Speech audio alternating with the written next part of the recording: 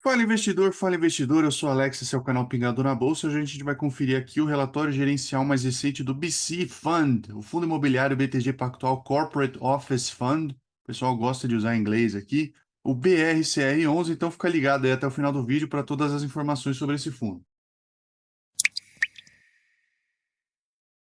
Bom, antes de mais nada, eu vou pedir para você se inscrever no canal caso não seja inscrito ainda e também curtir o vídeo que ajuda bastante aqui na divulgação do nosso trabalho.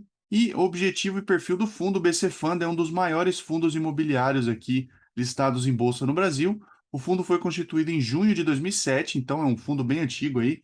E desde então adota uma gestão ativa de sua carteira com o objetivo primordial de investir em escritórios comerciais de laje corporativa com renda no Brasil, estrategicamente localizados em grandes centros comerciais por meio da aquisição de imóveis comerciais de escritórios ou direitos relativos a imóveis. Ele possui uma política de gestão ativa baseada em 4 pilares, então a negociação competente dos contratos de locação, investimento em expansão e melhorias dos imóveis, eficiente reciclagem do portfólio, alavancagem positiva na aquisição de novos imóveis e ou cotas de outros fundos imobiliários. E aqui a gente tem as principais características do fundo, então o IPO foi lá em 2012, apesar dele ter iniciado suas atividades em 2007. O administrador e escriturador são a BTG Pactual Serviços Financeiros. A taxa de administração é de 0,25% ao ano sobre o valor de mercado.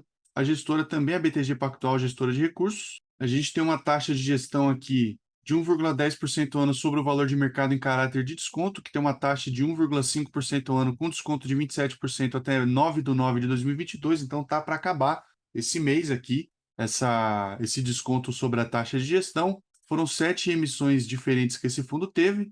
A quantidade de cotas é de 26.638.000 e o código de negociação, como eu já comentei, é BRCR11, o famoso BRCR. E os principais indicadores do fundo aqui, o valor de mercado dele é de 1.880 bilhões de reais, o valor de mercado é de R$ 70,40 aqui por cota, valor patrimonial de 2,69 aqui bilhões, tá? Então 2.690 bilhões de reais. O valor patrimonial de R$ 100,96 por cota, então a gente vê que realmente o fundo está sendo negociado abaixo do seu valor patrimonial, bem abaixo, na verdade, uns R$ 30 mais ou menos de desconto por cota, mas eu sempre lembro para você que esse não é o único indicador que você deve considerar e não é um indicador tão confiável assim também, porque muitos desses fundos de tijolo renovam seus valores patrimoniais aí a cada ano, por exemplo. Então esse valor aqui pode estar até defasado, inclusive. O rendimento mensal aqui por cota foi de 47 centavos no mês, o dividend yield analisado aqui de 8,3%, a DTV de 2,6 milhões aqui por dia, então a negociação, o volume médio de negociação diário é de 2,6 milhões, são 151 mil cotistas, então é um fundo bem comum aí para os cotistas de fundos imobiliários. Comenta aí se você é um cotista desse fundo ou não. A vacância financeira está em 19,9%, a vacância física em 24,6%.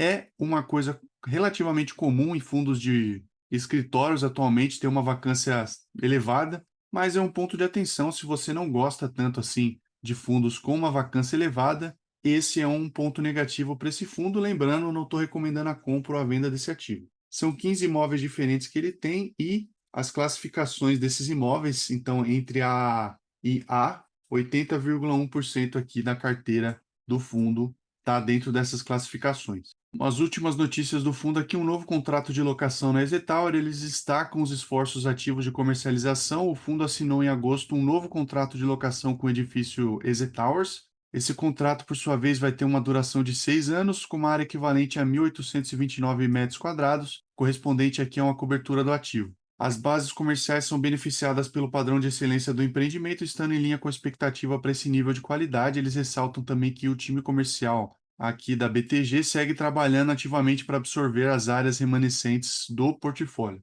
Aqui tem uma nova locação com manutenção de ocupação, Cidade Jardim, então o time comercial coordenou outra nova locação agora no Cidade Jardim, e essa locação mantém a ocupação do ativo em 100%. As negociações ocorreram após o inquilino ter manifestado seu desejo em devolver um andar. O novo contrato é uma expansão de outro inquilino do prédio e possui uma BL de 1.466 metros quadrados, e esse contrato tem seu início no mês de setembro e vai ter uma duração aqui de 5 anos. E aqui a renúncia de contrato de locação, então na contramão do movimento de retomada do mercado que eles estão percebendo nos últimos meses, eles tiveram uma solicitação pontual de rescisão de um locatário do edifício Eldorado. A área a ser devolvida vai corresponder a um andar. o equivalente aqui de 498 metros quadrados na participação do fundo. Eles ressaltam que o locatário vem cumprindo o período de aviso prévio que, se concretizada a saída, vai haver uma incidência de multa contratual. E, por fim, eles reforçam aqui que o objetivo de devolução é alvo de negociações já aquecidas que podem permitir uma ocupação de curto e médio prazo. Então, saiu um dos locatários, mas de qualquer forma eles têm uma perspectiva boa aqui para conseguir ocupar esse espaço no curto e médio prazo. Aqui também no dia 2 de agosto, o fundo disponibilizou ao mercado a sua divulgação de resultados do segundo trimestre de 2022, sendo que no dia 3 ocorreu a teleconferência de resultados do segundo trimestre do ano de 2022. Nessa apresentação, como de costume, a gestão abordou os principais destaques dos últimos meses, bem como a visão de mercado para o curto e médio prazo. Então, o release, bem como a gravação do webcast, estão disponíveis no site de RI, então se você tiver interesse, dá uma olhada lá no site de RI do BRCR11. E aqui o retorno aos cotistas, então a rentabilidade total para o cotista no último mês, considerando os rendimentos distribuídos e o valor da cota, foi positivo em 23,8%, enquanto o Ibovespa registrou uma variação positiva de 6,2%. A liquidez média diária da bolsa do BRCR foi de 2,6 milhões de reais e a cotação de mercado secundário fechou o mês a R$ 70,40 por cota. O dividend yield analisado, de acordo com a última distribuição, de 8,3%. Aqui a gente vê uma evolução no número de cotistas, certo? Pessoas físicas são 150.817. Então a gente vê que foi realmente uma explosão aqui lá para agosto, dezembro de 2018 e 2019. Isso aqui falando de pessoas físicas, mas esse fundo também é bem visado aí por pessoas jurídicas, como a gente pode ver por aqui.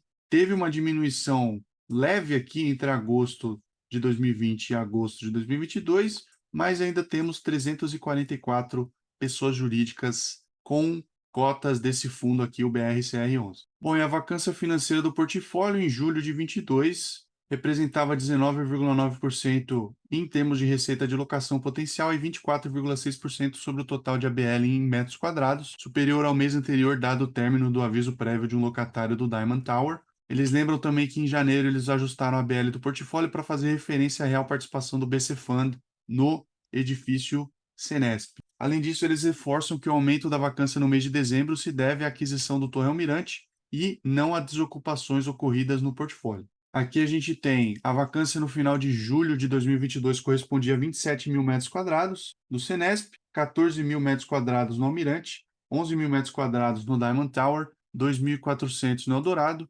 1.500 no Sucupira, 586 no EZ Towers, 525 no Transatlântico e 274 no BFC. Então, nos 3 meses seguintes, 13,5% da carteira de contratos será reajustada pela inflação, enquanto que nesse período 0,9% dos contratos estarão em processo de renovação e o lucro líquido por cota em julho de 22 foi positivo em 19 centavos por cota. Já o FFO ajustado foi de 44 centavos por cota, sendo que o valor distribuído em forma de rendimento para os cotistas foi de 47 centavos por cota. Bom, aqui a gente tem um gráfico da evolução da vacância financeira e receita contratada de locação. Então, lá em agosto de 21, a receita contratada de locação era de 17 milhões de reais e a vacância financeira estava em 17,1%, enquanto que agora, em julho de 22, a receita contratada de locação está em 20 milhões de reais e a vacância financeira em 19,9%. Aqui alguns indicadores de resultado por cota. Então, em fevereiro de 22, a gente tinha 17 centavos de lucro, 50 centavos tanto de FFO ajustado quanto a distribuição, R$ 105 aqui do patrimônio líquido por cota. E agora, em julho de 22, 19 centavos de lucro. O FFO diminuiu aqui para 44 centavos, a distribuição também diminuiu para 47 e também o patrimônio líquido por cota aqui diminuiu para R$ 101. E o que é esse tal de FFO? Tem uma explicação aqui, é um indicador não contábil que indica o fluxo de caixa proveniente das operações a partir do lucro líquido do ativo, incide sobre ele as receitas imobiliárias e financeiras, deduzidas das despesas de juros administrativas e operacionais, e ele também desconsidera as receitas e despesas não recorrentes. Então, é basicamente um indicador de receitas recorrentes que o fundo tem. Então, no mês de julho, o FFO do fundo totalizou 44 centavos por cota, um valor inferior ao mês anterior, dado o término da carência de uma das tranches da obrigação referente ao Diamond Tower. Então, a gente tem aqui até um gráfico com a composição do FFO, fica um pouquinho difícil de ver aqui, não tem muitos números, tá? Mas a gente vê que estava lá em 51 centavos em janeiro e passou agora para 44 centavos em julho, inclusive diminuindo bem aqui com relação a junho de 2022. Bom, aqui a gente tem a DRE consolidada do mês de julho, então o demonstrativo de resultado de exercício aqui, a receita de aluguel, 18 milhões de reais, quase 19. Teve aqui despesas financeiras na casa de 12 milhões de reais, despesas administrativas de 1 milhão 700, então resultado aqui de propriedades de 5 milhões e 400 mil reais, receitas de CRIs, outros aqui 1 milhão e 800, teve uns ajustes aqui, outros ativos financeiros, tiveram algumas despesas aqui operacionais do fundo de 3 milhões de reais, gerando o lucro líquido no período aqui de 4 milhões 929 mil reais e um FFO ajustado no período de 11 milhões de reais, 44 centavos por cota, e a distribuição aos cotistas no período foi de 12 milhões e meio de reais. E aqui o balanço patrimonial do fundo, então, lá em julho de 2022, tinha 3 bilhões 774 milhões de ativos, basicamente todo esse valor em imóveis, tá? 3 bilhões e 300 milhões. Tinha um pouco de CRI, cotas de outros fundos, aluguéis a receber, renda fixa e ativos diversos, e um passivo aqui de 1 bilhão de reais. Então, rendimentos a distribuir, obrigações por aquisição de imóveis, outros passivos. Então, a gente vê que o fundo tem um passivo grande aqui, ó, uma alavancagem, tá? Uma dívida de 25% mais ou menos aqui do ativo, tá? Então, o patrimônio líquido do fundo está em 2 bilhões 689 milhões de reais, total passivo e patrimônio líquido 3 bilhões 774 milhões de reais. O que a gente tem o portfólio do fundo são vários imóveis diferentes, eu não vou me estender tanto aqui, você pode pausar o vídeo caso você queira.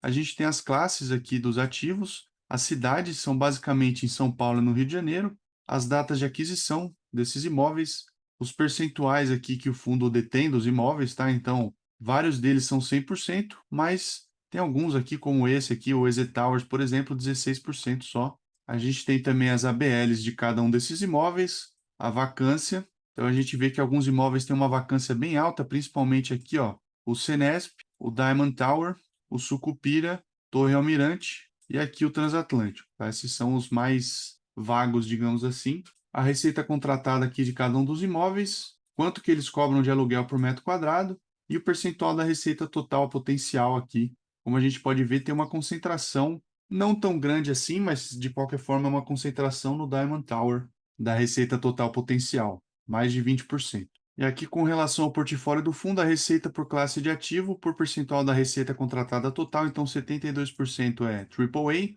7,8% aqui é A e 19,9% B. E a receita por setor, por percentual da receita contratada total, aqui a gente tem uma diversificação muito interessante, né? Porque basicamente 15% o setor financeiro, 9% setor automobilístico, 2,9% aqui seguros, 1,4% serviços, 7,7% saúde e outros 62,9%. A gente vê que não tem uma concentração muito grande de um setor específico na receita contratada do fundo. Aqui é a receita por região, então 70% vindos aqui de São Paulo e 29,7% do Rio de Janeiro. E a composição da vacância por ativo por percentual da área bruta locável total. Aqui o Senesp representa 46,7%, a Torre Almirante 25,1%, Diamond Tower 19,1%. Depois a gente tem Eldorado com 4,2%, Sucupira com 2,5% e outros com 2,4%. Os índices de reajuste da receita contratada total, então IGPM 30%, IPCA 67,3%, e IPC-FIP com 2,7%. A tipicidade dos contratos aqui 85,2% típicos e 14,8% atípico. Bom, o cronograma de vencimento dos contratos aqui, então em 22, 1,6%, 5,2% em 23, 17% em 2024, 11% em 25, 14% em 26 e a maior parte deles aqui, 51,2% depois de 2026. E aqui os principais locatários, também a gente tem uma diversificação interessante, 14% Petrobras, 7% Samsung, 6% Volkswagen, 5,2% a Cargill, 4,7% a Sanofi e 62,3% o outro. É isso por hoje, esse foi o vídeo sobre o BRCR11, espero que tenha sido útil para você. Se foi útil, considere curtir o vídeo, assina o canal para não perder os próximos vídeos que a gente vem publicando aqui diariamente. Também compartilhe esse vídeo com quem possa ter interesse nesse tipo de assunto. Eu agradeço sua visualização, a gente se vê no próximo vídeo. Tchau!